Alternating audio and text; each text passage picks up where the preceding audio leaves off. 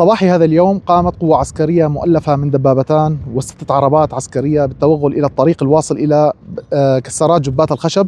هذا الطريق قامت بقطعه، قامت بتوقيف سيارات الشحن الواصلة إلى هذه الكسارات، قامت بإجراء عمليات تفتيش في هذه الكسارات، ثم عاودت الانسحاب بعد 3 ساعات من هذه العمليات إلى قاعدة الحميدية.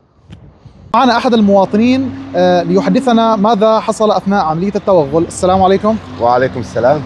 فيك تحكي لنا شو صار أثناء عملية التوغل؟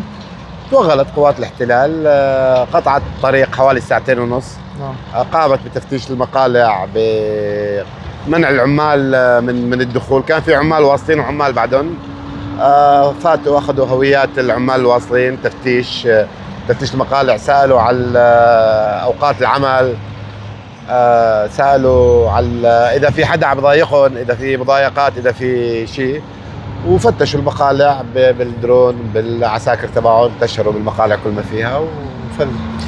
هلا أثناء عملية التوغل هل قامت عمليات اعتقال؟ لا، ما قامت. لم تحدث أي عملية اعتقال؟ لم تحدث أي عملية اعتقال. نعم. كان معكم مراسلكم أحمد أبو زين، مديرية إعلام القنيطرة.